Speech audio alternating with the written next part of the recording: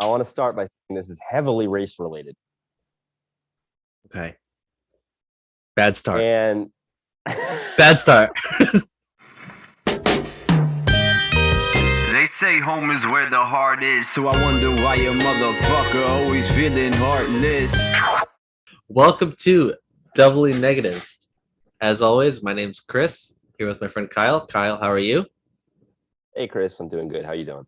Doing all right. Please notice how I skipped the episode number completely this time because don't know. I did notice. Smart. Yeah. So, I guess we'll hop right into it. Kyle, how are you? What's going on? Your family's there. Yes. So went to the airport twice yesterday. Mm-hmm. Once to drop Tika off. She's going to Jakarta to visit her family, the end of the Muslim holiday. Okay. And then later on, I went to the airport again to pick up my dad and sister. They finally came. They are here. They're 10 minutes down the road. So I spent the night with them. And then I could sleep there if I wanted to. They have some space in the living room and stuff. But I knew I was going to do the podcast this morning. So came back and I'll go see him again after this. That is commitment because you don't see your family as often as you see me on video. So I appreciate that. That's commitment. Hey, I'm here. I do want to point out that before we started recording, Kyle was like, "Hey, I'm up," and he was early. And I said I needed to rest my eyes for a few minutes. I set my alarm for 10 a.m. We recorded 10 p.m. And I slept for about 20 minutes later. So I just want to apologize for that as well. The old AM PM switcheroo, huh? Who hasn't fallen victim to that? I know, but I mean, I've fallen victim to it so many times. It shouldn't be happening at this point. It's probably because I was half asleep when I was setting the alarm too. I was like, all right, I'll be good. I'll just right here. So how did you wake up then? Do you have your phone on vibrate or what? No, I woke up, Michelle sitting next to me like, hey, he said you were recording tonight. Oh, thank you, Michelle. Yeah. And before I was like, I'm just gonna set my alarm for 5 minutes. She goes, just so you know, I'm not gonna wake you up. Because she has had issues with waking me up in the past because I don't do it. I don't take naps. What? I can't take naps. It's sad. So it's a sad reality. You're asleep. You're just done. Yeah. I've gone to take like a half-hour nap before. And it takes me like an additional 40 minutes to wake up. She tries to get me up. I can't do it. So I guess we got lucky this time. Yeah. Like she has video recording me of me having a conversation with her as she's trying to wake me up from a nap, and I don't remember any of it. I was not awake for it, and I was making stuff up so I could sleep longer. Like my sleep self was saying stuff that wasn't true to lie to her so I could sleep for a little longer. Like what? I think we were going to get food, and we didn't have reservations or anything. I was like, the reservation's not until this time. We have plenty of time, and that wasn't true. I'm very motivated to sleep when I'm sleeping. Like Sleep Chris is so motivated. He'll do anything he can to keep sleeping. And I wish I had that motivation elsewhere because it's totally. Yeah. Like I just want to, I don't know. I can't nap. Everyone's like, oh, 30 minutes. It's perfect. No, if I close my eyes for a little bit, I'm done for a few hours. I'm kind of like that in the morning. Not as bad as I used to be when I was in my teens, early 20s. And I've always slept pretty late. Like I'll go to bed late, like 2 a.m., 3 a.m. And then if I have to wake up for some reason in the early morning, I'm just an asshole. Like a really big asshole when that doesn't really fit my personality usually. Because usually I'm considerate of people's feelings. I don't want to make people mad at me. But for example, we go on trips with my family and we have something planned for 7 a.m. or 8 a.m. And they wake me up and I'm just rude. It's like, no, I'm not going.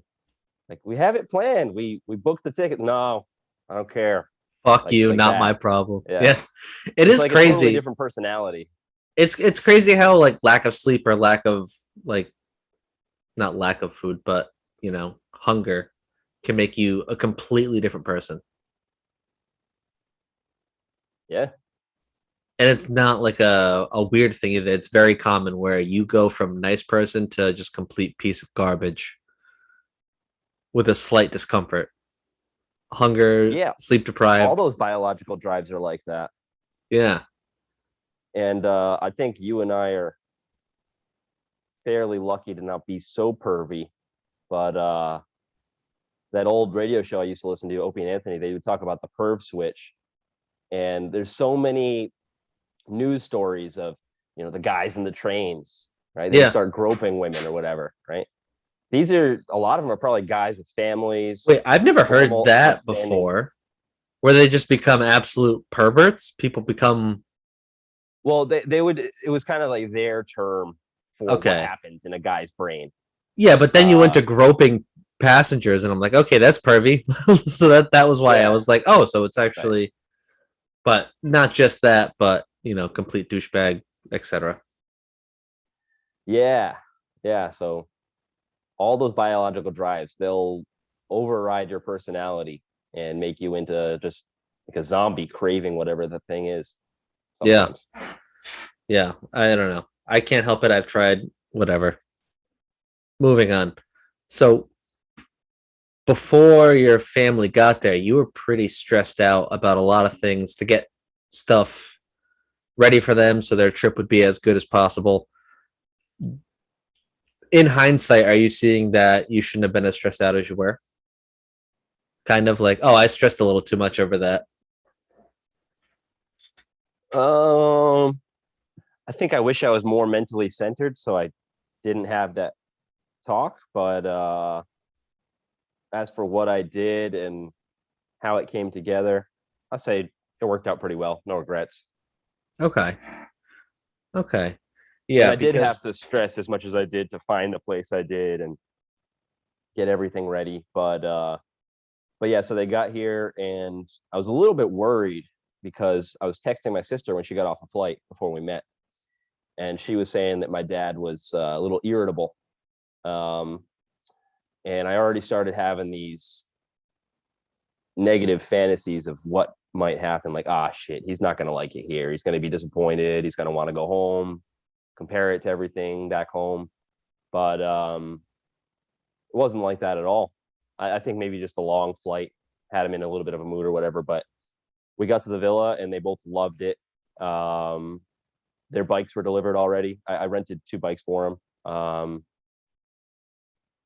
They are right near the beach, so we went to the beach, took a look at that. We ordered some food, super cheap, but they just kept saying like how awesome it was, and it was. I felt really proud, not only to be able to show them Bali sorry.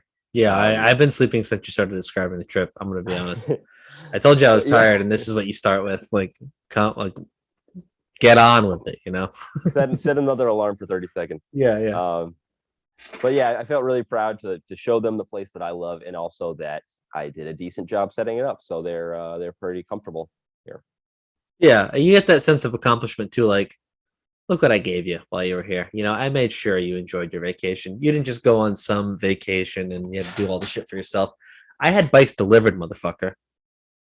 Yeah. Yeah. No, so that's a good feeling. That's awesome because I know if I was in your shoes, I stress out a lot about that. Like even like I feel like that's normal though. Like even people coming over, you get that typical like, oh hey, sorry the house is a mess, but you just spent like 4 hours cleaning up, like it's cleaner than it's ever been, and you have to act like, oh, this isn't how it usually is. So now that's you, but on like a whole different scale. Like you just flew 24 hours.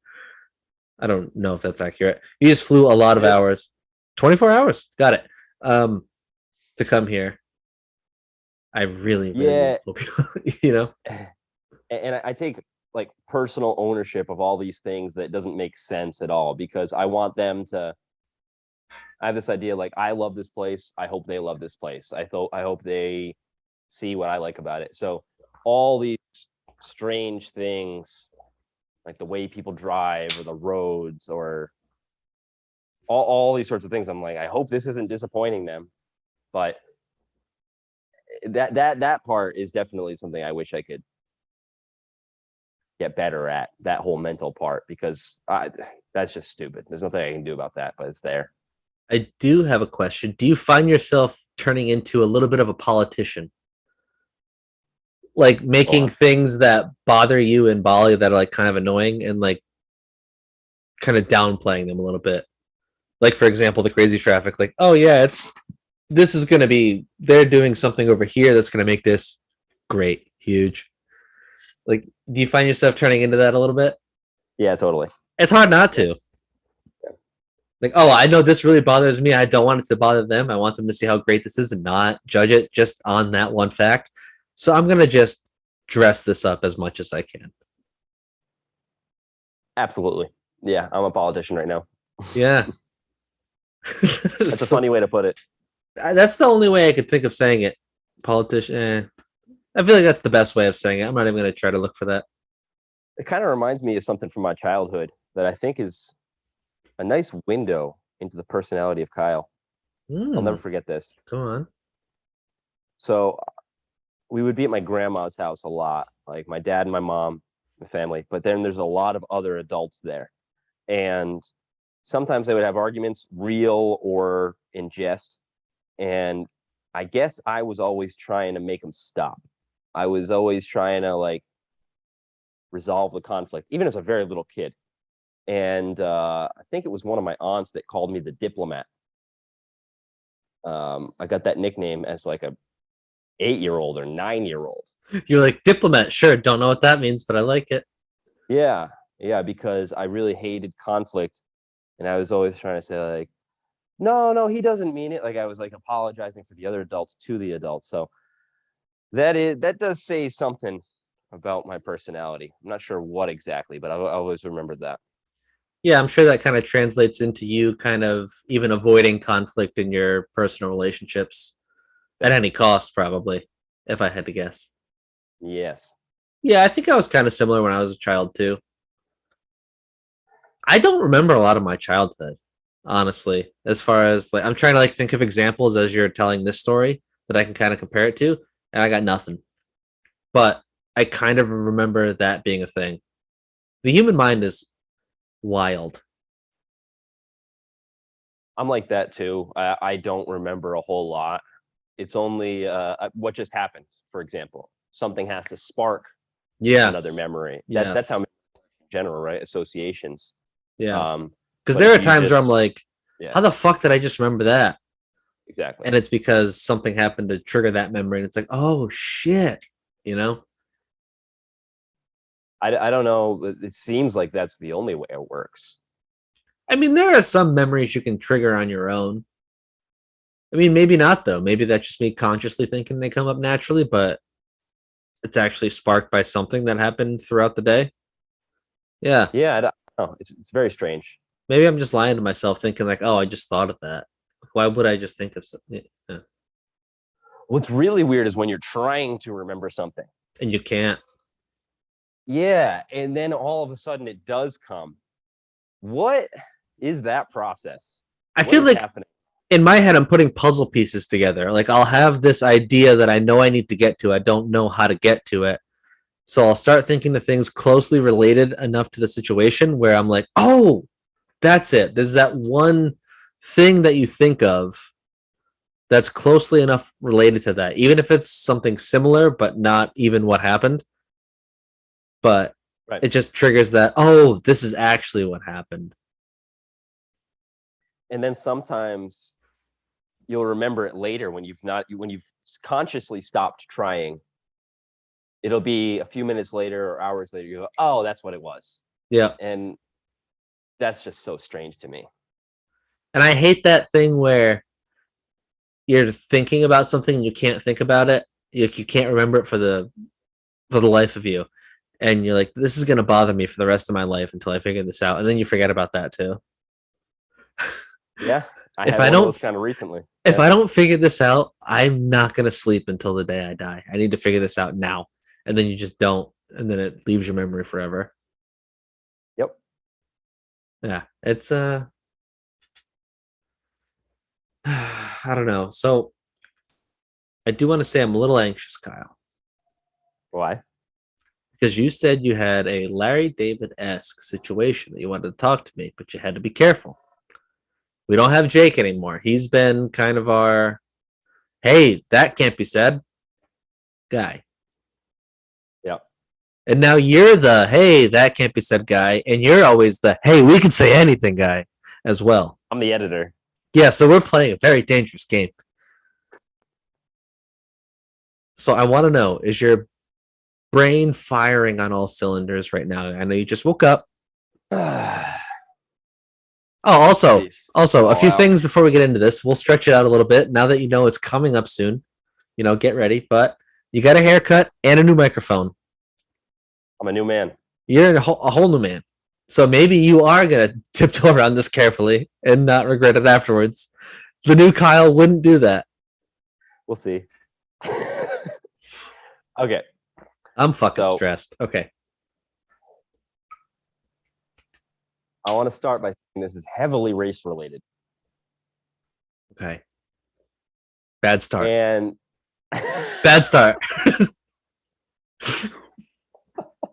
Terrible start. I can't go anywhere from here. It's over. Okay. I should get off camera while you're saying it, so in case this does go bad, if there's a clip of it, I'm not involved. Let me try again. I'll start differently. One of my best friends here is black. Oh, that's even worse. Yeah, it's like you're. Oh no, I got black friends. I can say it. That's not good either. Oh man. This is a train wreck. You thought you could have done this successfully, and so far you struck. You got 2 strikes. You got 1 more, and then we're moving on to the ultimatum or something. So I was at a meeting with all of my friends the other day. No, just kidding. That's Wow. Okay, that was a check swing. okay. Okay. All right. Counts 2 and 1. Seriously, 1 though, and 2. I'm saying this up front that it's heavily race related and that my friend is black because it's important. I'm not just saying, hey, he's my white friend, he's my black friend. There's a reason. That's right. Okay. So my black friend, who's actually, I would say he's my best guy friend here now. It was his birthday last weekend. And he invited me to his party. I went with Tika. And this is where I got to start tiptoeing. Well, okay, before I continue, can we actually talk about this? Why it's so sensitive to even say those words? Like to even mention, for example, this party was basically half black, some white people, and some Asian people. And I feel nervous saying that. Should I say nervous saying that?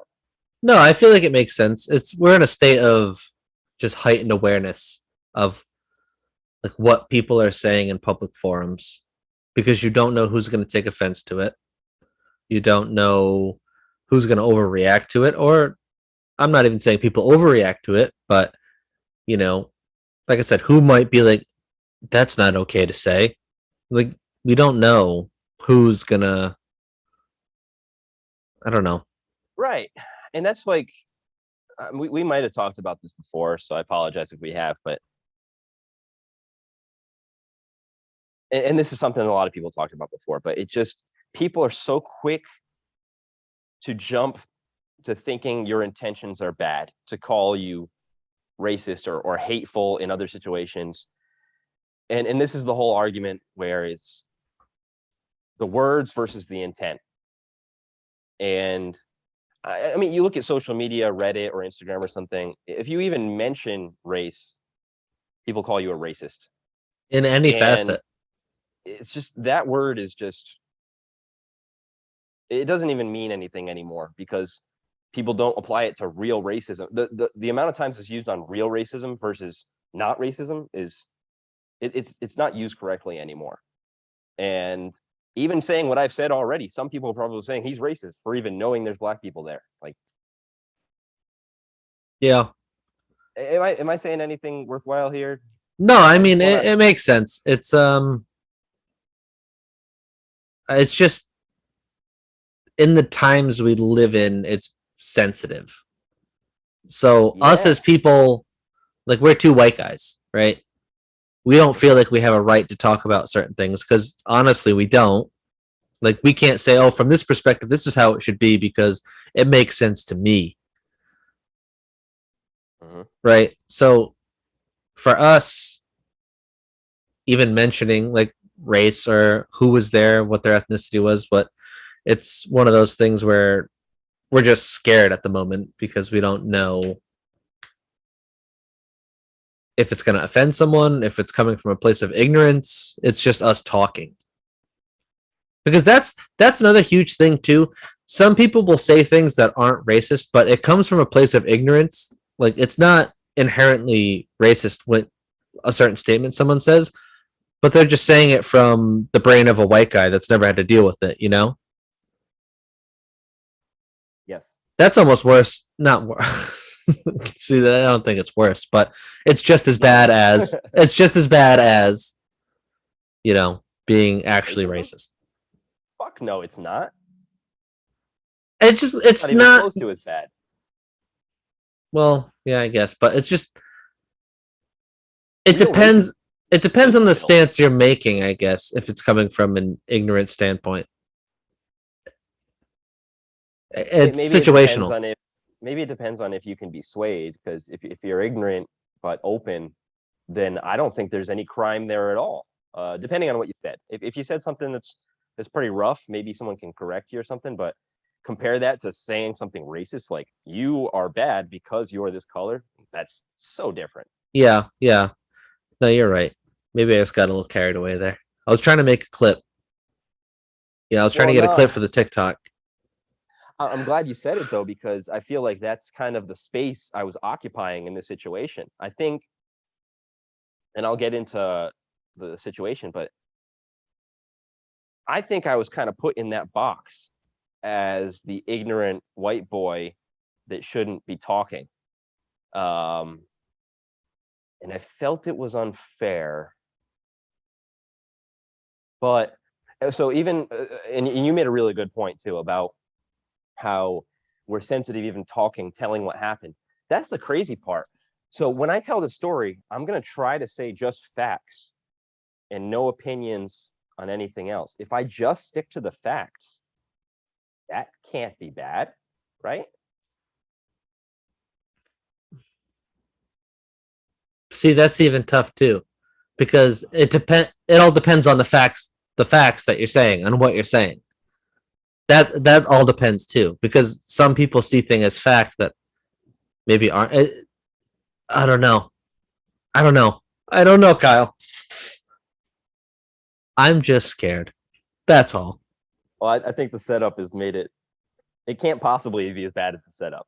So, Yeah, no, we've totally This has been a it's whole not like I started a race fight or anything. Yeah. So it's not that bad. So what happened after you burned the cross?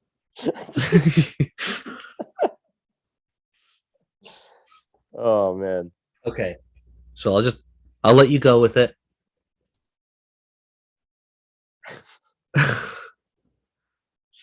All right. So we get there, and my friend is named Femi.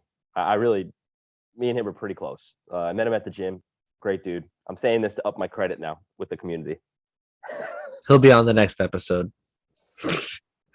And he kind of welcomes us, thanks us for our gifts, and then there's an indoor area and an outdoor area, and it's actually segregated, the party. It's totally black people inside and totally non-black people outside. I didn't do that, but that's what it is. So we kind of mingle around a little bit. We go outside for a little bit, and then we go inside for a little bit. And actually, inside is harder, not because of the race, but because of the sitting position. So outside is like a pool, and you can sit on the ground or whatever. But inside it's a couch.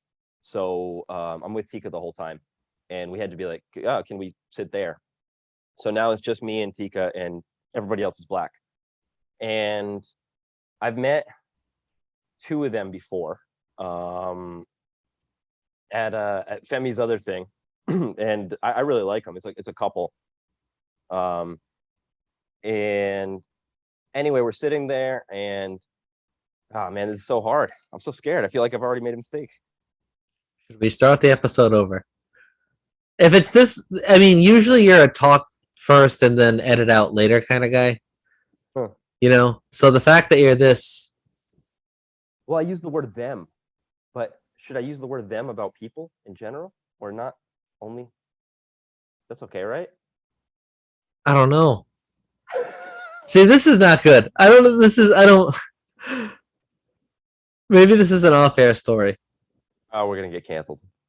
You're going to get Just canceled. just for even admitting there's different people in the world. All right, Yeah. I'm gonna collect myself and I'm gonna lose the fear. Nothing bad happened. Okay. So normal situation. Me and Tika are sitting on the couch. Tika is Asian. I am Caucasian. And we got 3 black people, a couple and a single woman. And just normal conversation. I think I said, "How do you guys know each other?" And the guy of the couple, he's oh no, let me back up. We can cut this out. Okay. They're talking about the couple and the woman are talking about meeting online somehow. And I said, "Oh, so how did you guys meet online? Through Facebook? How?" And he goes, "Oh, we have a group making but he's actually making a joke. He says, "We black people have a group. It's not for you." And everybody laughs. I laugh too. And then they kind of move on. And then I'm like, "Wait, seriously?" Yeah. Well, I mean, And I'm sure you're yeah, curious.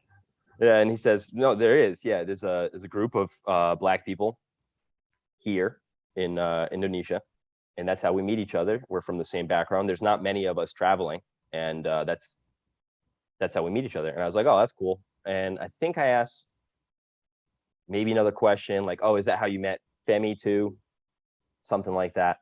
But the conversation was kind of. I think this guy is kind of talking about race a lot, and he dropped the N bomb like a minute later, just calling out to one of his friends. And then when he did that, he turns to me and goes, "Don't get offended. Don't get offended." I was like, "Why would I get offended?" I And think that's because he's kind of pointing out cancel culture almost. Like, I feel like a lot of the people that are complaining for people are just like white people on Twitter. it could be. I that's So exactly what I think it is. Because why else? Yeah, that has to be it. it could be. And this is the really hard part of the story because I wanted to stick to facts and not get into my feelings about what was going on. But in order to explain why what it's kind of impossible. But the I did end up getting this feeling of being, like I said, kind of put in that box of not one of us. Yeah, Oh, and I should mention too that when when the group got mentioned, they said to Tika, "Oh, you can join because Tika's darker." It's kind of a yeah, joke. So is yeah. it actually the mood was kind of jovial. It was fun, but there and this is one other thing happened too where I got this feeling. So I think they mentioned that they met that day, the couple and the other girl. They met like that same day. Um, and another guy came over and they started talking about, "Oh, do you remember that time we went to that place? We should do another trip." And they were all talking like, "Yeah, let's go to this island very close by." And they asked this girl like, "Oh, do you want to go to the island with us?" And it was just very clear that Tika and I were not involved in that. And the thing is, I've met the couple. I met them before, and we had a good conversation. And the other guy, I met him several times, and I think they just met that girl that day. And they're making like So vacation plans, so you understand like this isn't like a an intimate thing. So right. this is clearly like a hey, let's get to yeah, yeah. I gotcha. So I mean, I'm not gonna blame or whatever, but it did feel very like we are not part of this. Um, Yeah, and I ended up getting the feeling that the guy didn't like me. And again, this is kind of in my head, but later on, and this is we're getting to the kind of the climax of the story. And I'm gonna come off so bad. Oh no, I got to back up too. I got to back up too. So he's explaining the group of black people in Bali, and he says, he's saying, "Oh, it's only for us. You can't join." But then he kind of comes back on it and he says, "No, I'm just kidding. Anyone can join." And I think I said in somewhere in there, I was like, "Well, really? Is nobody else allowed to join?" Maybe it was those types of questions from me Yeah. that kind of, I don't know. You were just screwed a little bit. inquisitive. Yeah, yeah. It was like Yes. dude, stop taking me so seriously. Maybe, yeah. And he said like, "No, anyone can join, but da da da da da." So that's important. Anyway, end of the party. Tika and I are leaving, and they're gonna go to some bar. And I'm saying bye to everybody. I say bye to these people, and I get to the couple, and I say, "Hey, we're out of here." And they said, "Oh, you going to the place afterwards?" And I said, "No." And then the guy said something under his breath, and this is the part it sucks because it's totally from my perception. I didn't even hear what he said, but it sounded like "unga bunga" or something like that. And I said, "Huh?" And then he made another comment to his girlfriend, and that I definitely couldn't hear. It wasn't to me at all. And then she kind of gave him the look like, "No, don't." Yeah. Like, it was weird, whatever it was. And it sucks because I can't even be sure that I perceived it right. Maybe my perception was. Yeah, especially the way you described the night. It seems like you almost had this feeling of, this guy doesn't like me. So no matter what he muttered under his breath, he could have said, "Love your haircut." And you were like, Right. why doesn't he like me, dude? You know? Could have been. And that's the concession that I'm willing to make, that I could be wrong, but I'm pretty damn sure it was something at my expense. It really felt like that. And I could be wrong, but if I had to bet, I would bet pretty heavily on that. Anyway, this is where we get to the Larry David part, because right now I'm in George's shoes on Seinfeld. I just feel a little bit, I don't know. I feel like in Seinfeld, George would always feel slighted somehow. And then he would do something to like prove the hypocrisy. Do you know what I'm talking about? Can you maybe cut in here? Because I can't remember any specific examples, but you know what I'm talking about with George's character? I only watched like the first 2 seasons of Seinfeld, and then I started watching Curb Your Enthusiasm over again because it just made me want to watch Curb. So I've never actually watched all of Seinfeld, so I can't think of any specific examples. So throughout Seinfeld, George is this very neurotic guy who takes personal offenses, real or imagined, very seriously. And for example, there's one episode where he's trying to buy a candy bar from a vending machine and it gets stuck. And then the next guy buys the same one, but he gets 2. And George just can't handle it. And the rest of the episode is George trying to prove that the guy stole his candy bar. So he'll just take everything really serious, and he'll do these subtle things. Anyway, later on after the party, I think Tika and I were talking about it, and then we somehow thought about the Facebook group, and he said, "Oh, anybody could join." And I joined the Facebook group. Yeah. So I have a question. How did Tika perceive it? Did she perceive it as something like kind of negative towards you that he said under his breath, or? He wasn't there. She didn't hear that. Oh, okay. Okay. Yeah. All right. So you joined the group. And I thought, well, I don't know, 50-50. Am I going to get accepted or not? It's a group for Black people. But he said anybody could join. So I clicked join. And about an hour later, I was accepted. Yeah. Ah, damn, the punchline didn't go well. This is going to be an awful story. But I think it has an important message, though. Yeah. I do, because the way you felt, imagine shoes are on the other foot, say in Coventry High School where it was predominantly white. How do you think, the non-white students felt in our school? Probably the same that you felt in that situation. Just kind of like, oh, I'm not accepted. I'm not the same. I think it's kind of an important message, because not many people where I'm from can really relate to that. It's kind of oh, hey, we all look the same. So cool. But you're in a situation where a lot of people that are non-white are in on a regular basis, depending on where they are, obviously. So you kind of felt what those people feel. Maybe that gave you more of an understanding. Did you say those people? I realized I said that. I didn't mean it like that. There was a good point that I was making, Kyle. It was an excellent point. No, Yeah, I but think you you're were absolutely in, right. you were the people that feel like ostracized. That's what I was saying. Those people that feel ostracized, whatever race they are, if they're out, they're not, you know, in the majority, how it feels. And I feel like us as white guys don't have that feeling very often. And you had that feeling. That's the point I was trying to make. No, I think you're absolutely right. And it's well, maybe it's a great example because of what you're saying, and maybe that's the racism that exists these days, the racism that you can't even prove, because, for example, and I'm fully conceding right now that I don't even know there was racism there. I just felt like Tika and I aren't black, so we're not involved in their group. That's the feeling I got, right? So Yeah. maybe I'm totally wrong. Maybe it had nothing to do with our race, but maybe that feeling of exclusion, what you're talking about, maybe that's what's going on these days. Because nowadays, unless you're talking about online trolls that will say whatever because they're not afraid, they're online.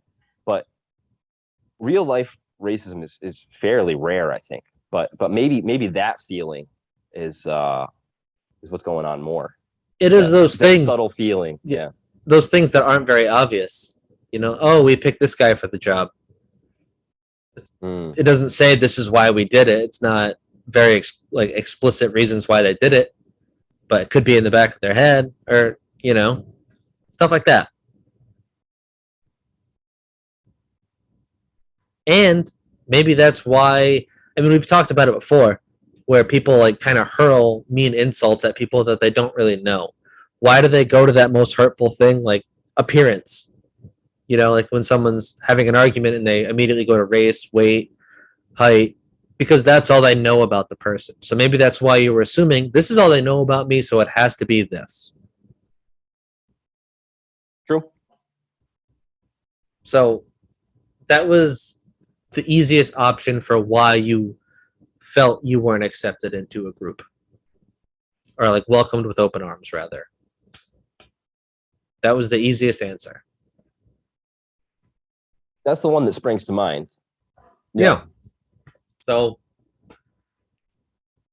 yeah, okay. So I cut you off before the Larry David situation for that speech there. No, So, that is the Larry David situation. It's just that I kind of felt ostracized, and then my George reaction was to join the fairly group. Exclusive group.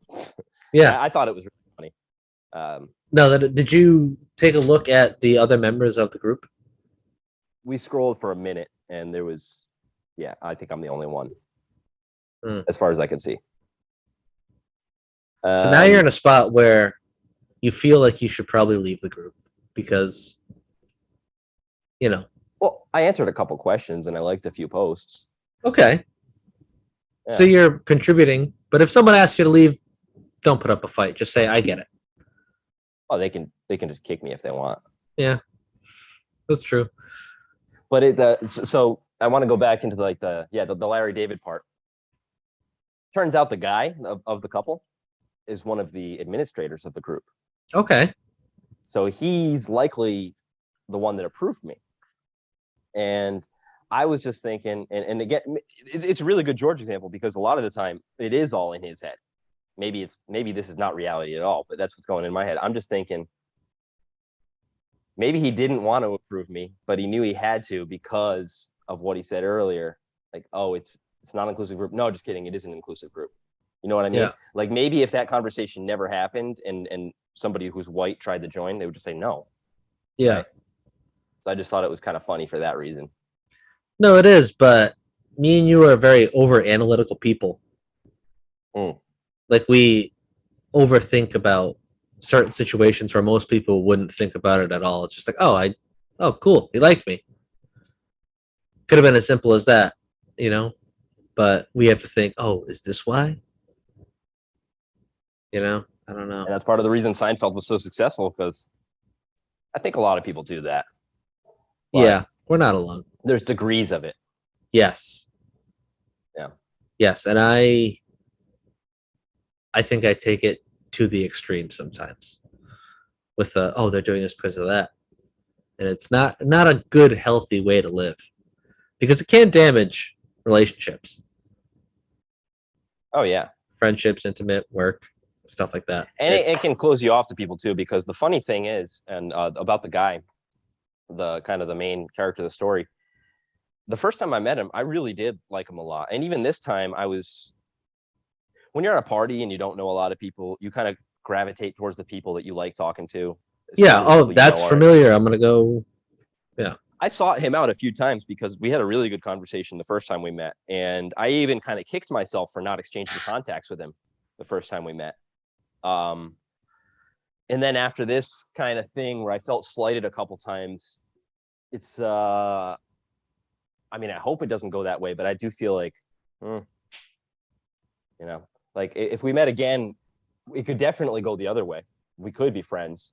I hope, but it kind of left that taste in my mouth of I honestly don't think he's given it a second thought. And I know Maybe he's a not. loyal listener, yeah. so he's gonna be. He'll have a conversation with you about this. All right, well, let's go back, because the only concrete thing I can say about is the trip they were planning. And so let me kind of paint a picture, right? You got an L-shaped couch.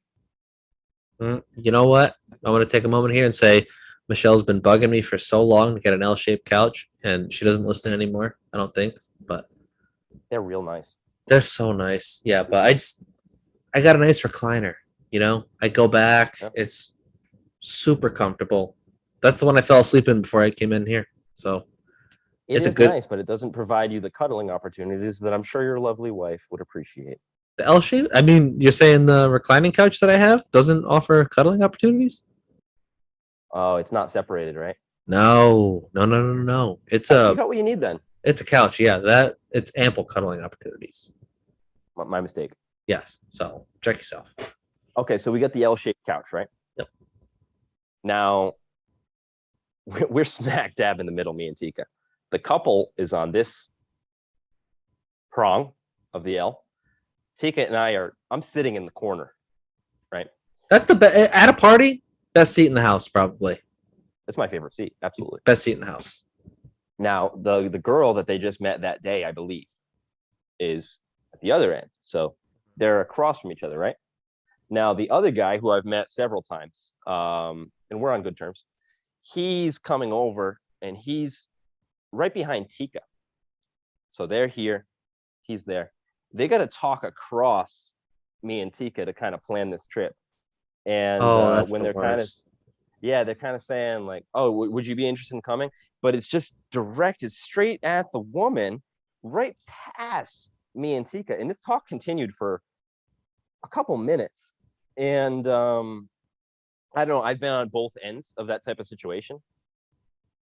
I could not imagine being so like obviously non-inclusive. It would, I don't know, is that just me? No, something It's I pretty do. rough. If I notice someone is kind of just on the outskirts of a conversation and not confident enough to like come into it, or came in at an awkward time, I try to work them into it so they feel like they're there. But not everyone does that. That's something I've worked on. That's not just This a normal isn't even thing. a conversation though. I mean, we were involved in the conversation. This is them planning a trip. Yeah. They're saying, we would like to go to this island. Oh, that sounds awesome. Hey, would you be interested in going to this trip? Me and Tika are right here. Yeah, they just didn't even think about adding you. And if it was just that, right? So they're saying, yeah, let's go on a trip again. Okay. But they invited her and not us. And it just felt very on purpose.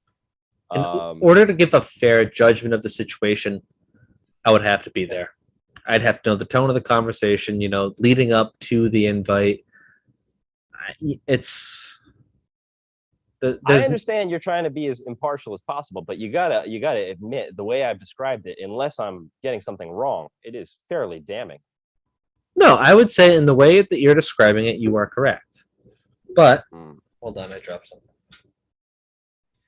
The way you're describing it, you are correct. It seems like kind of a slight, like why weren't we invited? But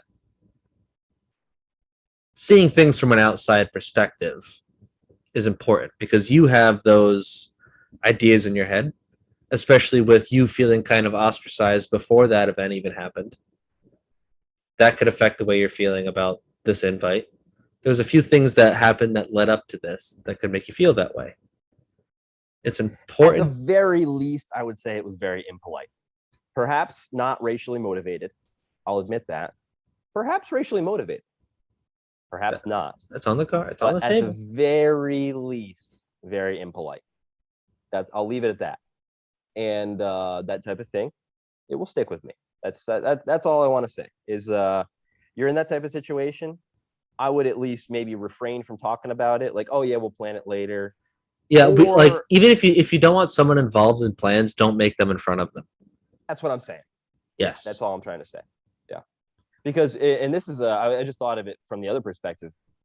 It's actually kind of I kind of admire it a little bit that he didn't have that that kind of weakness, because I guess if I was him and I found, like, sometimes you just find yourself in that talk already and you go, fuck, now I Yep. gotta invite them. And I'm sure you're the same as me. I already know it. You'd be like, hey, do you want to come too? Just because you want to be polite. Yeah. Right. And then Yeah. you might find yourself in a trip with people you don't even like just because you were trying to be polite. So some part of me does admire that he didn't feel that social pressure the way I did. you got to But- respect it because speaking of Larry David, it's a Larry David move. Don't want them to come. Not gonna ask them to come. Just gonna ask the person I want to come. Mm-hmm. So I think deep down, Larry David's the kind of guy I want to be, but I can't. Just the say what I really want. Not even say what I want, but as far as like hey, that's stupid, Just point things out that are obvious that you're not supposed to point out. Pete's been watching it actually, and he brought up an episode recently where it was Ben Stiller's character, and he had a birthday party. He's, don't bring gifts. Don't bring gifts. Obviously, everyone still brings gifts. Larry doesn't bring a gift. Like, we all want to be that guy. Hey, you said not to bring a gift. What do you mean? Why would I bring a gift? You told me not to bring a gift. Yeah, I was actively practicing that for a while, a couple of years ago, That's trying a, to be more like that's a. I know, like in some cases it's all right, but in most cases, if you've seen the whole series, you don't want to practice to be Larry David. well, Yeah, maybe not that, but that type of thing where you do just speak your mind and you do what you want to do. yeah, I really admire that, and whenever I fail to do that, I feel bad about myself. yeah. If I kind of give in because of I'm trying to please someone else more than me. And that's one of the central part. That's what the story about me as a kid was about. That's one of the central things about my character is I do that, and I'm always trying to fight against that. So yeah, I totally admire that. Yeah, I think it is good to be direct.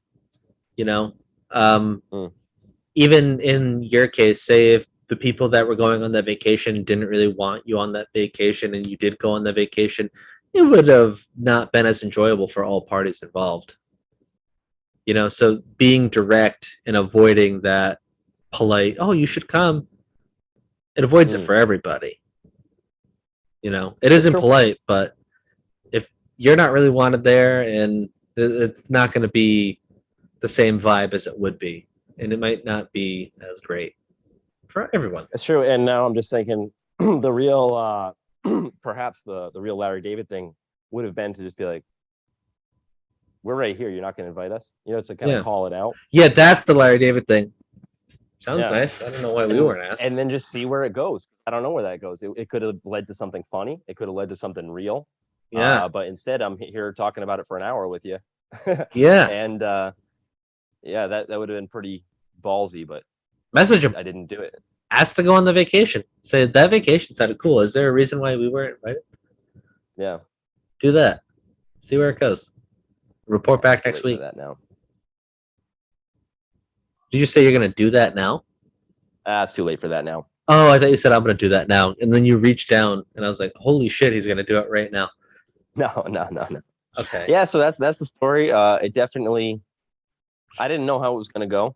No, I Not think sure that how it was fine, but it kind of relates back to the thing you were saying, where we kind of have to be careful because we're not sure. We don't want to sound like ignorant assholes. So, being careful about certain conversations is okay. But I think it did have an important message overall.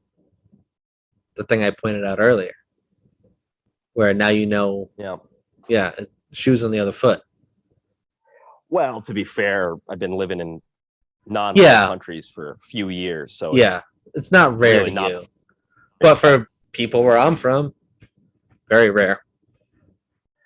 I don't know if maybe part of the reason I felt like that is because I've been in that situation a lot, but I haven't felt like that a lot. Oh, maybe that is.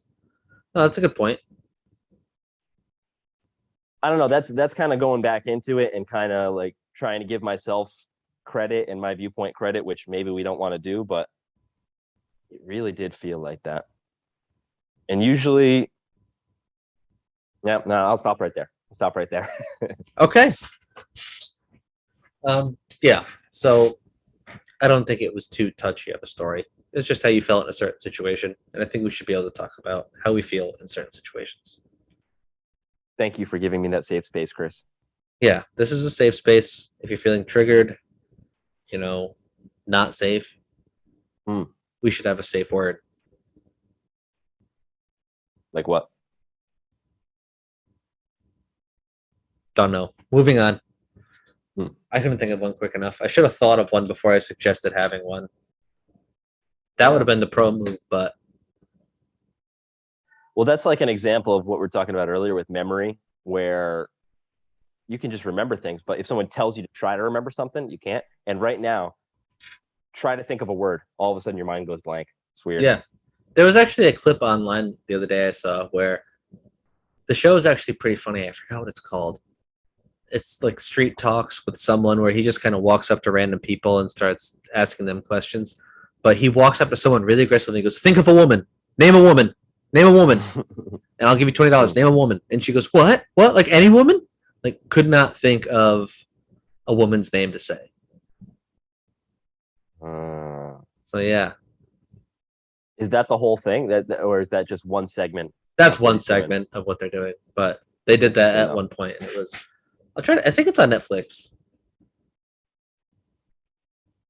Yeah, because what he was doing is he just put that woman in the fight or flight mode, and when you're in that mode, you can't think or behave in the way you normally can. Yeah, that's why I love when people are like, "Oh, if I was Chris Rock, I would have punched." Well, it's like, have you ever been hit in the face? Exactly. Yeah. Yeah. So I hate doing what would you do in that situation? I don't know. I haven't been in it. Yep. So it's one of those, if I get hit, am I going to freeze? Am I going to piss my pants? Like, what's going to happen? I don't know. I've never been in that situation. So when people say, oh, I would have kicked his ass, it's like, you may have curled up in a ball. Probably. Yeah. Too. Probably. Yeah. I listened to this really awesome podcast Brian Callen did a few years ago with, I think it was a stuntman, but he was talking about this exactly. And he was saying that you have to be trained at that level of mental stimulation in order to act at that mental level of stimulation. And he would talk about how a lot of police officers that haven't been in that type of situation, they'll have all the training. They'll have the ranges there, whatever. But the first time they're actually in a situation where they got to use their gun, they have so many cases where they were completely unable to remember to remove the safety. They broke the tendons in their fingers just trying to fire. They couldn't. Their brain couldn't work and calm them down enough to remove the trigger. In the same way, a lot of situations, people forget how to dial 911 in an emergency situation. There's a lot of instances of that. So that's just exactly what you're talking about. Yeah, your brain just goes blank. Yeah, so when you're seeing that situation, you say, I would have done this. No, you probably wouldn't have. Unless you've been in that exact situation before and you've been trained, you would probably do what you just said, which is freeze and piss yourself and do nothing.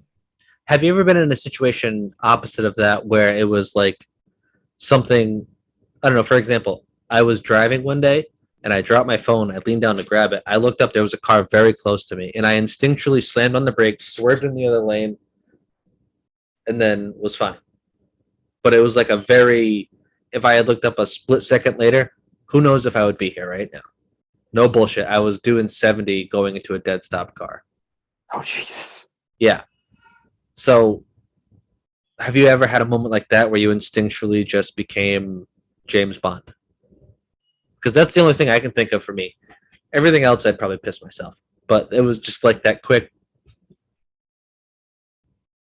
I've had that similar type of situation driving. Yeah.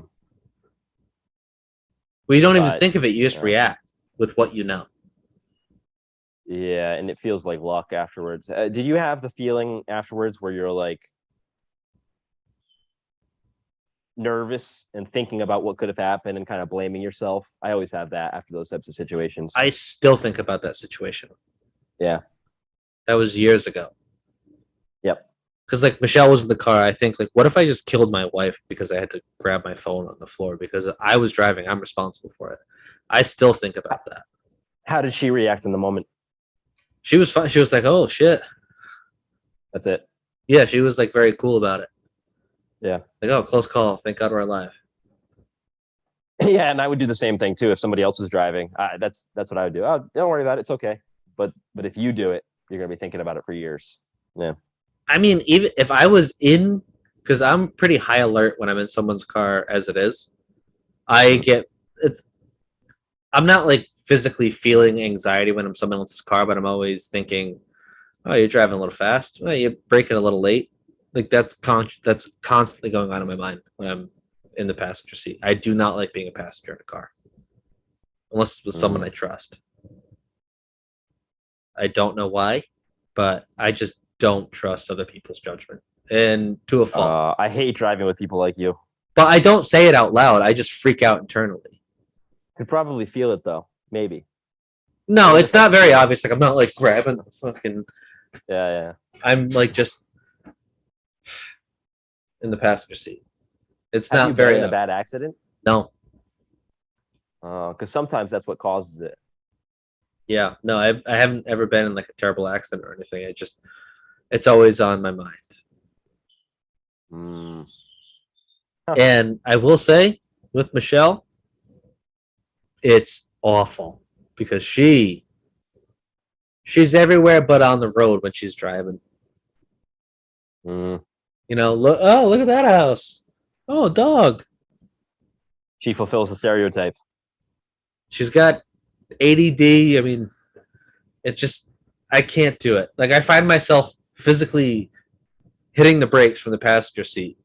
The non-brakes in the passenger seat. I'm like my foot will go where the brake is if I were to be sitting in the driver's seat. It's driver's training cars where you have your own set of brake and steering wheel on your side. Yeah, I wish I had something where every time I got in someone else's car, I would set up like a steering wheel and then put my pedals down. I'm like, all right, we're good to go. 10 and 6 or 10 and 2, 10 and 2. So why would she ever be driving then? Why don't you just do it all the time? I would say 90% of the time I do. Yeah. But there are sometimes I'm like, oh, I'm tired. Like too tired to be nervous. That's when she drives. For the most part. Or, if I'm like, oh, I had a couple drinks. She's got to drive because I had a couple drinks. And then I don't care. I'm like, yeah, speed it up. Really? Yeah, I don't care at all. If it's like after a night out, whoever's driving, you do you. Yeah, it's kind of like the booze lowering your inhibition type deal. We talked about it with me in soccer before. Like, I'm more open when I play if I have like a shot before because it's like a beer league. Oh, let's get an injury update on you. How you doing? Still there. Still there. I do little stretches. I'm doing these. I just Googled sports hernia rehab exercises. And I do those not as often as I should, but I'll try to do like a quick jog, and I find myself being able to go a little faster when I'm jogging. Before it was I can do more than a little bit more than like a brisk walk. And then it was, oh, I can push off a little bit, but there's still like I'll get to that point where I hit a wall and I can't go any faster than that. Because of pain. Yes. And it almost feels like I physically can't. Like it almost like I'll go to push off and I feel that just shooting pain through my lower ab groin area. But I do have a doctor's appointment May 5th. 1 week, I think. Really? Because I got to request it off. Wow. I'm a bad Thursday. employee. 1 week. Wow. All right. Well, I got to figure that out. Oh, you know what I was doing today? I was stoned and we went to Walmart and Home Depot. We were just looking at like ideas for outside of the house now that the nice weather's coming. And I thought I was cracking up, like dying laughing at myself because anytime we'd come up to like a grill or something manly, I'd whistle and then start opening the doors of the grill, checking it out, and just going, honey, like just being the typical guy. And I thought that was so funny. It's probably not that funny at all, but I was whistling at like power tools, grills, just man stuff and acting like I was really interested in it. Dun, dun, dun, dun, dun, dun, dun, dun, Yeah. Yeah, it was. Yeah, You know that, right? yeah, that's home improvement. That's right. Yeah. Yeah. You're being Tim Allen for a little while. Yeah, it was overkill. Michelle was just like, honey, stop. At one point, I did it to a power tool and she goes, Christopher. And we walk around the corner and there's some guy looking. And I just laughed because he probably expected a 5-year-old to walk around the corner like a mom disciplining her kid. Scolded. Yeah. Like I was being, Christopher, stop. She was doing it jokingly, but I'm sure the guy thought he expected a kid to be acting up. And it was a 30 going on 31-year-old man. I wonder if Tim Allen ever got canceled. Seems Oh, like he would. dude. Tim Allen? Yeah. Santa Claus? Did he get canceled? He was, you know about him like smuggling coke and stuff, right? Oh, I feel like I forgot it. I think I knew it and I forgot. Yeah, before he like hit big in acting, he got caught smuggling drugs over the US border. Oh, this was a long, long time ago. Long time ago. Oh, I didn't know. Yeah. Yeah, he got caught smuggling drugs. Look up his mugshot. He reformed and then got big. Yeah. And I saw someone retweet something he said the other day and it was pretty far right. So he's not afraid to let it fly. How Tim Allen went from cocaine trafficking criminal Yep. to home improvement star. Yeah, Wow. Imagine. Like, how do you get out of jail for that? Like, I'm watching Ozark right now. You're doing serious time if you're doing that. Oh, wow. Dude, his mugshot he's got a big mustache. Hell of a mustache. Yeah. He looks like he's trafficking drugs. He does. Yeah. That's how they found him. It wasn't even like a dog or anything. It was like, hey, you look like someone that might have drugs in his trunk. Oh, yeah. So my dad's pretty tinfoil hat-ish, too. Yeah? I feel like a lot of dads are. Yeah, we had a big tinfoil hat discussion last night. Yeah. Fox News guy? I No, think so. just- I'm not sure. No, it's that Shane Gillis joke. I got a Fox News dad. You don't want a Fox News mom. Fox News mom smokes in the house. No, he's not a Fox News mom, but Okay. he did say, how did Tower 7 go down? How many drinks were involved by the time you got to Tower 7 talk? I think that was on the first one, so it was not a drunk thing. I like it. Yeah, and I say that with kind of laughing, but I'm right there with him. Hey, Hey, you're like, I've said it. I like it. I finally have a microphone. I can. Yeah, you should have dropped it, and we ended the episode there. We are at an hour and 4 minutes. I am very tired. Yeah, This kind of flew by, though. This kind of flew by. It didn't feel like we've been going for an hour. I think the race talk really. Yeah. My adrenaline is pumping, and it will be until Monday when we release at 5:00. No, I'm just kidding.